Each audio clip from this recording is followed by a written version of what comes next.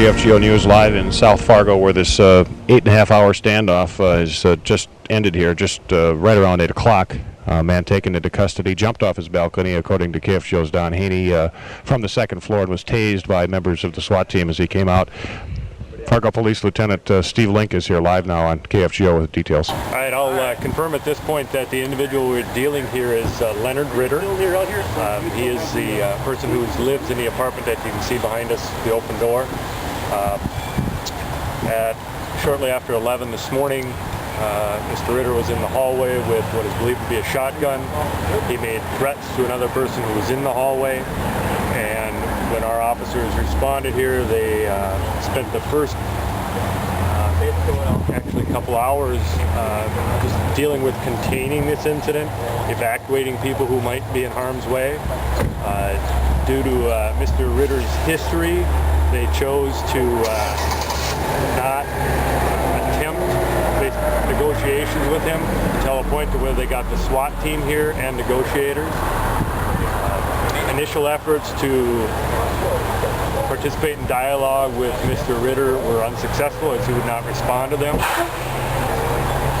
Eventually, the bomb robot was used to approach the residents and try and gain a dialogue with Mr. RITTER using the robot. When the exterior efforts were unsuccessful, they sent the robot into the apartment hallway, and they used the robot to force Mr. RITTER's apartment door open in an effort to engage a dialogue with him. He did, in fact, at that point, fire several rounds with a handgun at the robot. He did also, though, subsequently engage in a dialogue with our negotiators by talking through the communication system with the robot. However, at the conclusion, Mr. RITTER chose to jump off his balcony without working with our people to let us know what his intention was. When he jumped off the balcony, he was confronted by several members of the SWAT team. He disobeyed their commands to control him. He was eventually, the taser was used on Mr. RITTER eventually to overcome his lack of cooperation, and he did also struggle with the officers after the taser was used in an effort to keep from being handcuffed. He was transported to be checked out at the hospital. However, he was also arrested for terrorizing, for the act in the hallway earlier today, and for reckless endangerment for having discharged his firearm towards the robot when it breached the door of his apartment. Was he armed when he came off the balcony, do you know? I do not believe he was armed. You said he had a handgun, that's what he shot at the robot with, so that's different than a shotgun. Do you know how many weapons he had? I'm being told that there are multiple weapons inside of the apartment. It's our understanding that he was recently evicted from the apartment complex? I have heard that he had been notified of a 3-day notice for an eviction process, but I don't know when that notice was given to him, whether that was Monday, today, or yesterday or today. And as far as when he jumped off the balcony, you said that there were talks going on to consider turning himself over, but that... There had been communication that way, attempting to get him to give himself up.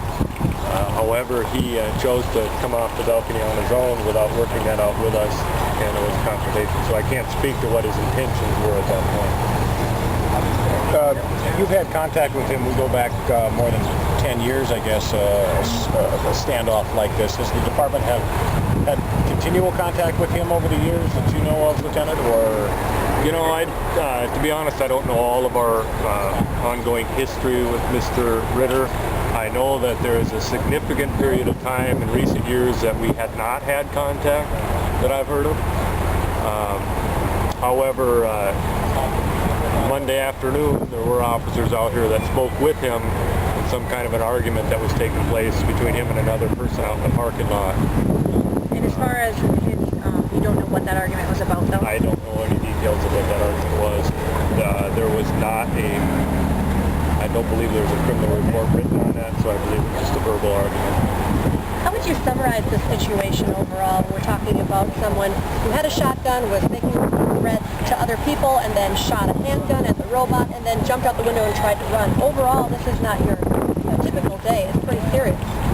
It's very serious, and certainly we are fortunate that no one was injured here today in a significant way.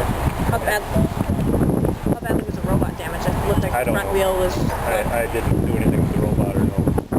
At any point were you not very optimistic this is going to end in a good way? I'm always optimistic. But the potential was there to not. Certainly it could have ended differently. It could have ended in a more positive way, and it certainly could have been worse for all of us. Do you know, Lieutenant, if there were still people in the building? Apparently there were people in this building throughout. I don't know that that's the case. I know that after the initial evacuation that there was at least one apartment that had somebody in it, but that person did leave before the conclusion. So I don't know if there were any other apartments that were occupied or not. And it's okay for people in this building and other buildings now surrounding here that were asked to leave and come home? That's correct. We believe that there is no further risk here from this incident. People can come home. Fargo Police Lieutenant Steve LYNK live here at the scene of this 8-hour standoff, 8.5 hours essentially at 2433 20th Avenue South, just east of 25th Street. 25th Street to 20th Avenue was blocked for the duration of this, and again the suspect identified as Leonard Ritter, we believe to be in his 50s, perhaps late 50s, according to his son, who identified his father to KFGO's Don Haney earlier in the day. Believed to be in his late 50s, taken in for observation, expected to face terrorizing charges for having this uncased weapon in the apartment building earlier in the day before this all started, before the standoff of this started, and then would expect to be facing reckless endangerment charges for firing the weapon inside this building. As Lieutenant LYNK said, a lot of weaponry in there, it appears, and he could not confirm whether there was one person or any people still in this apartment building during this, but KFGO's Don Haney did talk to an apartment tenant, didn't realize what was going on until about mid-afternoon, and he was in a neighboring apartment throughout this ordeal, and he's okay. He really didn't realize what was going on until about 2:30 this afternoon. So that is the conclusion of this for now. Certainly there'll be court action and that type of thing, but no one hurt. People living in the neighborhood are coming back in now, and certainly they're allowed to do so. So this incident, I guess, as far as the public goes, in the SWAT team and other agencies involved, police agencies, ended as well as could be expected under the circumstances. No one hurt. Paul Jurgens, 790 KFGO News, live in South Fargo. Looking for the latest? You'll hear it here. 790 KFGO and KFGO.com.